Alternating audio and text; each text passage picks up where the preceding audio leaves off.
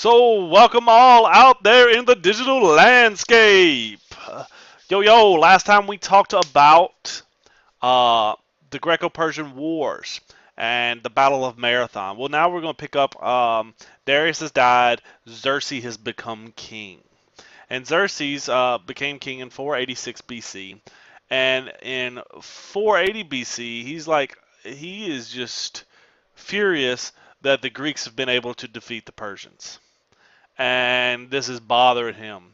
So, he lets out, let loose the dogs of war!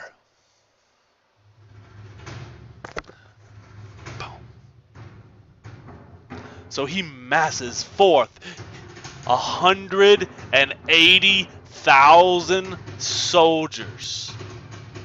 And he starts marching for Greece! He's saying, vengeance shall be mine. So, Xerxes on the warpath. And you can see Xerxes here from the movie 300, but this is actual Xerxes.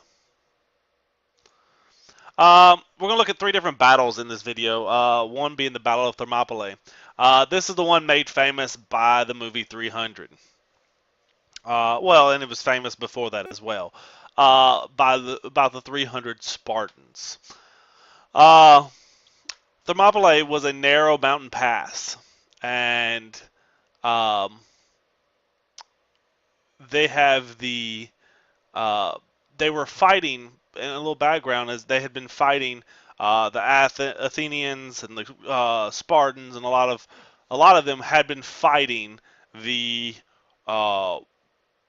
Persians at this time, holding them back, and they realized, nah, this isn't, we're eventually going to lose out. They have way more numbers than we have. And so they fought, and 7,000 Greeks were able to hold the Persians for 2 days. And they had a plan set forth, and we'll get into the plan here in a few minutes. And they had to buy time. There was a traitor among the Spartans who gave up the secret path to get around where that 7,000 Greeks were laid in at. And so they started going around, and the Greeks saw this, and they told everybody to pull back because they knew they'd be destroyed if they got flanked by the Persians. And so they send almost all the Greeks out to continue to get the plan ready. And King Leonidas and several hundred Spartans stayed behind, roughly 300 of them. Okay, and they hold off in a narrow little path. You can see this path to come around was this little narrow path here. And as I told you before, the Persians had told them, hey, surrender now.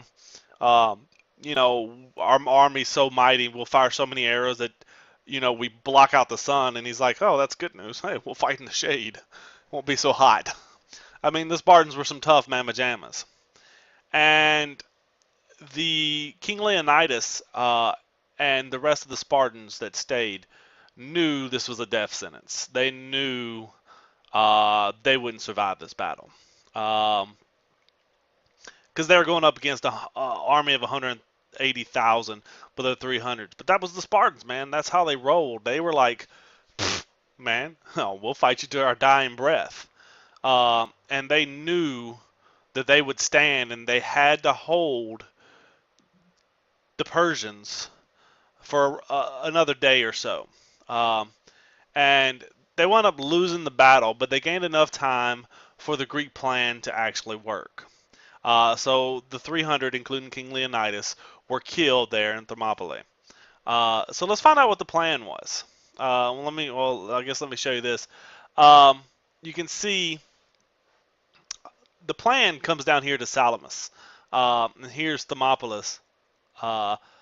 They were coming down here were the land troops. The Navy was coming this way, and it was carrying troops as well and reinforcements. Well, they had to slow these down So they didn't make it to here and destroy all this prior to their plan working.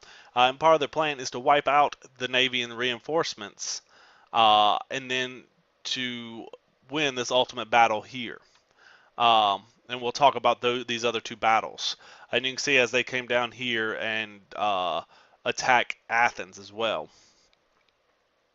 But you can see this pass here right against the shore that the Persians come in, uh, and where the 300 had to stand.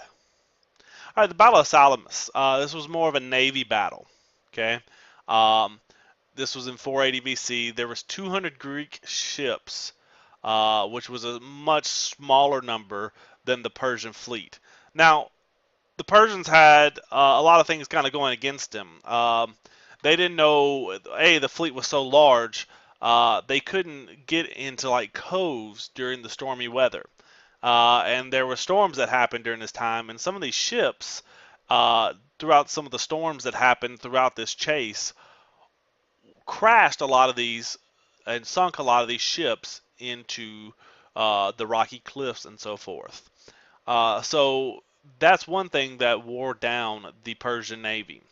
Um, but the Greeks let them chase them to this pass here at Salamis. And you see right here, this gets real narrow. And the Greeks line up so that only so many Persian ships can come through at one time. And they start sinking the ships.